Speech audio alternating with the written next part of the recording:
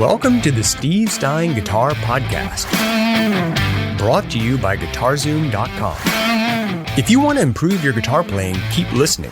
If you want to improve even faster, go to guitar-zoom.com, where you'll find all of Steve's premium courses, masterclasses, and memberships that'll help you quickly and easily improve your playing. Now here's your host, Steve Stine. 3 ideas to help you better understand how to visualize the connectivity of the positions of your guitar. In this case, we're going to be using the pentatonic scale, but you could use any scale that you want.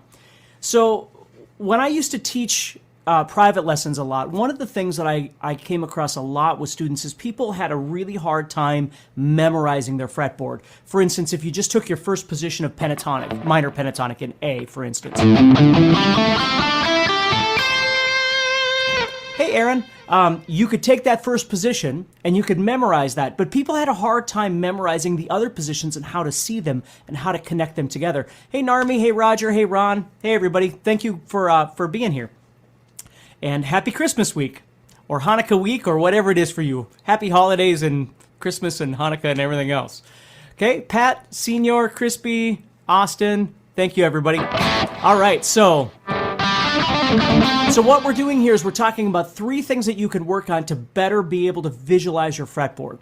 Now, the first one is what I call the Lego connection. Okay, what happens is if we start understanding that if I play this first position of A minor pentatonic here,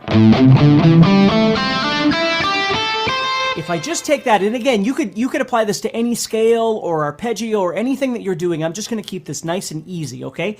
So if I was just learning the first position of A minor pentatonic, what I'm playing is A, C, D, E, and G. And then it repeats A, C, D, E, G. And then it repeats A, C, and I run out of strings, okay? So penta meaning 5, I'm playing 5 notes over and over and over, okay? But what I want to do is when I'm memorizing that position, I might be thinking, for instance, where the A's are and different kinds of things like that. But what I want to do with this Lego connection idea is trying to figure out how to visualize that as 2 pieces. We're going to call this the back piece, and we're going to call this the front piece, okay? So if we're looking at that Lego piece sitting there, we've got 5, 8, 5, 7, 5, 7, 5, 7, 5, 8, 5, 8. So if we think about the 2 pieces, we've got one piece that's 5, 5, 5, 5, 5, 5, and we've got the back piece here. We'll call this the front, and this is the back. Okay, so we've got 8, 7, 7, 7, 8, 8. You can call them whatever you want, but okay. Hey, Chinmay, Jay, Kenneth, Jaden, Steven, Kevin, Arno. Who do we have here? Don't want to take too much time with this. Roy, Daniel, Smiley, you son of a... Very nice.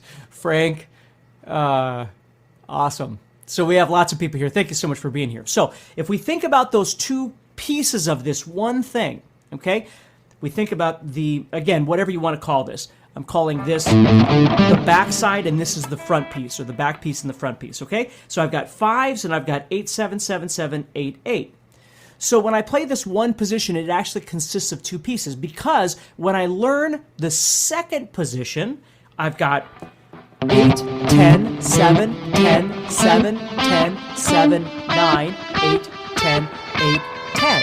And what I need to understand here is that second position is using the back side of the first position is now the front side of the second position. So it's still the same, because if you think about it, no matter what scale you're playing, in this case we're using A minor pentatonic, okay?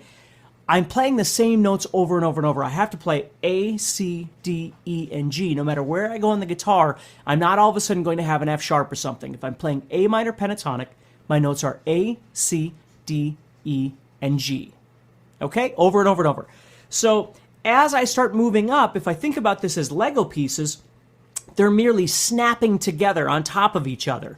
They're never shifted. They're snapping together on top of each other.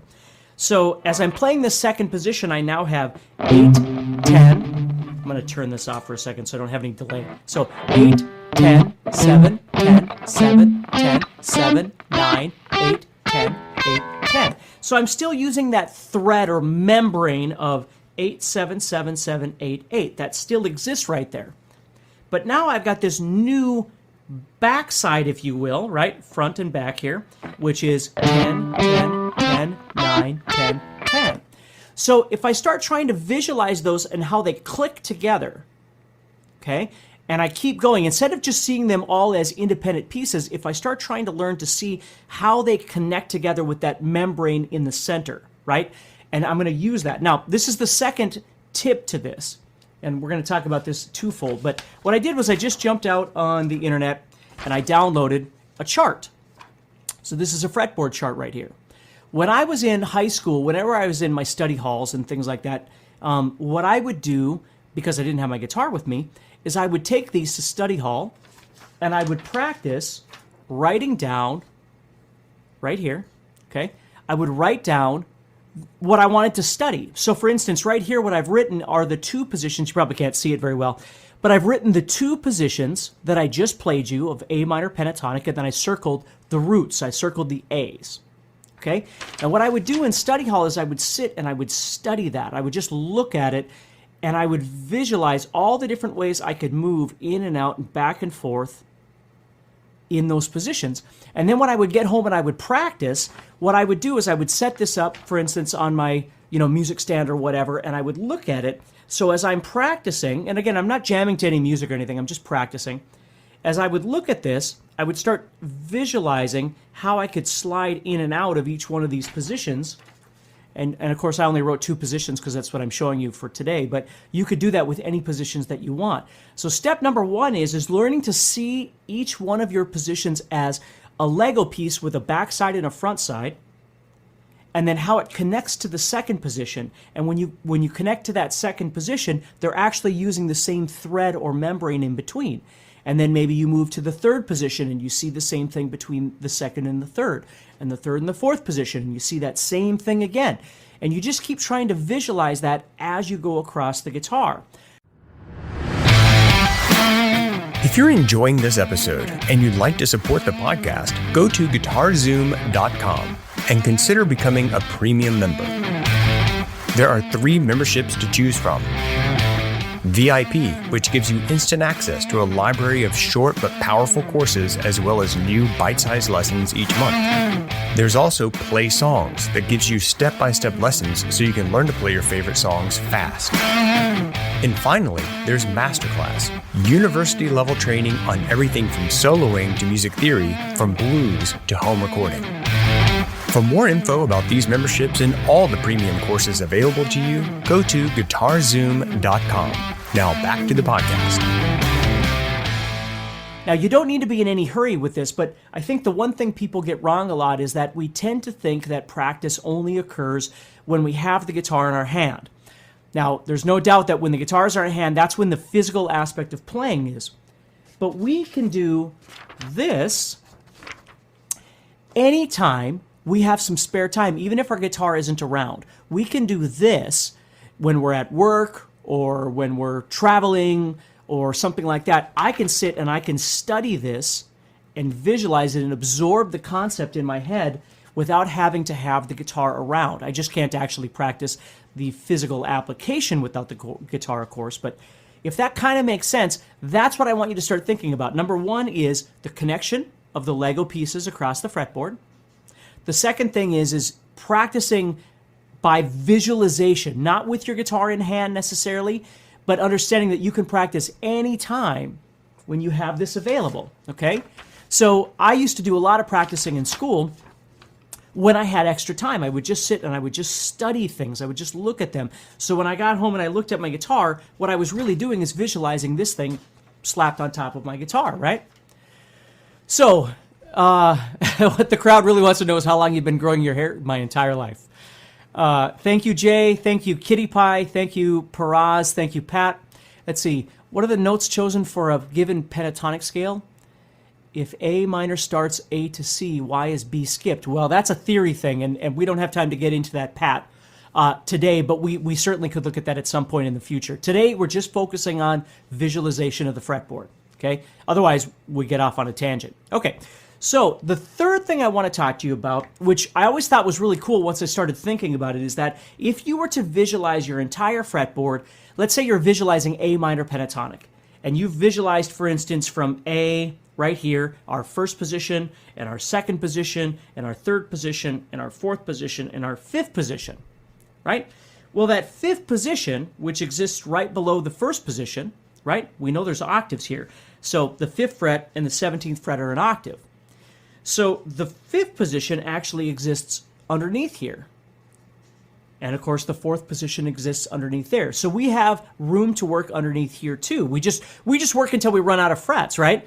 Either on this side or on this side.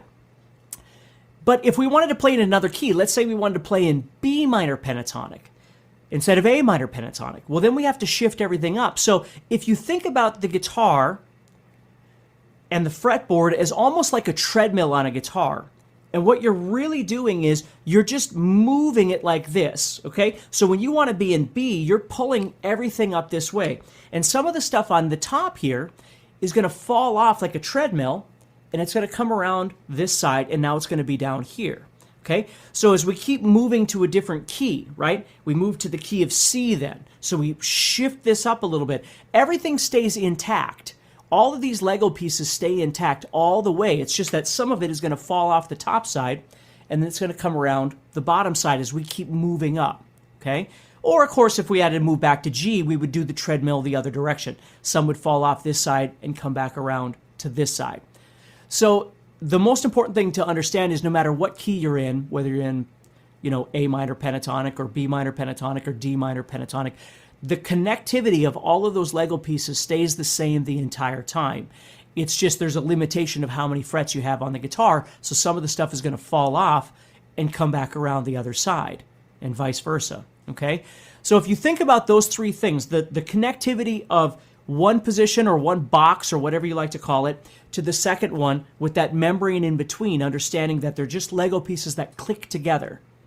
And then what you do is instead of worrying about all the positions, you just start, because you've heard me talk about meandering, I'm sure, because I've talked about it in these Monday guitar motivations too, but you take those two positions as you start learning to visualize them both with the Lego piece and with this, and then you start learning to meander between those two to develop, control and comfort and confidence, for that matter, with those two positions. And then you can move to the third position. You can start developing that one and make that part of the whole thing. But just memorizing all 5 positions to say you know all 5 positions, to me, it doesn't really matter. It's not important. It's not musical. What's the most important thing to me is that you make music with what you know. So I'd rather have 2 positions on the guitar, but really make great music with it than all 5 positions just to say, hey, I can play all 5 positions up and down. Learn to make music with what you know, and then do a third position, and then do a fourth position, and that sort of thing as you keep going. So again, to recap quick before I go here, first thing, Lego connections, right? The second thing, learning to visualize the fretboard, and learn to practice when you don't have your guitar available. Learn how to use a piece of paper like this to study things when you don't, maybe you're flying somewhere and you got time on an airplane, but you don't have your guitar with, you can always study things. I'm always studying things all the time. Okay? And Guitar Hacker, yes, this is live. Merry Christmas. YouTube didn't send me a notification. Yeah, I don't always know what's going on there, but YouTube's got their own rules for things. But anyway, thank you, Alan. Alan says, very useful way to memorize the positions. This is pretty much how I've been looking at it. I was thinking of it like jigsaw pieces, which is perfect. That's exactly right. So first thing, those Lego connections. Second thing, writing it down and studying it. And the third thing is understanding that treadmill idea. So as you move to another key, you're not redoing anything. It's exactly the same thing. It's just moving it up, which means some of this stuff is going to come down here, right? It's going to fall off the top of the guitar and it's going to come down here, and vice versa as you move this direction. So anyway, everybody have a wonderful week. Practice as much as you can. It's obviously, the season, so if you don't have time to practice, you can always do something like this where you write some things down when you're traveling in the car, when you're at relatives, whatever, and you've got some extra time, you can sit and you can study some things like that. So take care, stay positive, and keep practicing, and I'll see you after Christmas. So take care.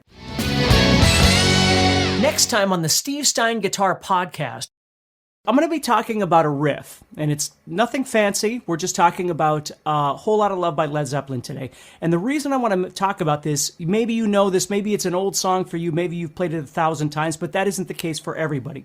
What I do want to talk to you about is the importance of finding songs that do two things. Number one, they keep you motivated. Hey, Rob. Hey, Jamie. They keep you motivated. And number two, they focus on certain elements of your playing that you want to focus on. Hey, Lance, Ultimate Stuff. Hey, Bob. Thank you so much for everybody for being here. So if you think about it, like when I was a kid, when I first started learning how to play guitar, it was because I loved Ozzy and I loved AC/DC and I loved Kansas and I loved Styx and I loved all these bands, which is the reason I started playing. And then when I was playing, you know, my teacher was giving me like exercises to use with a metronome, and that is really important to do, okay? But think of it this way. If you ever lose your motivation and you're just feeling like, God, I'm so sick of doing the same things over and over and over, remind yourself why you started playing in the first place, which was to play songs that you liked. And what I found is if I can incorporate with students, if I can incorporate songs that they like with techniques that they need to focus on and put the two together, we've got a win-win. So, hey, Steve Stine here from GuitarZoom.com, and thank you so much for listening to this podcast. If you enjoyed this episode, can I ask you a favor? Please subscribe, leave a review, and share it with a friend. Your feedback means more to me than you'll ever know. And be sure to check out my YouTube channels where you'll find over 1,000 videos to help you with your guitar playing. Thanks again for listening. Stay positive, keep playing, and keep having fun. If you'd like some help with your guitar playing but you're not sure how to get started, go to guitar-zoom.com and look for the Help Me Choose survey. By answering a few simple questions, you'll get Steve's personal recommendation of the perfect course for you. All this and more is available for you at guitar-zoom.com.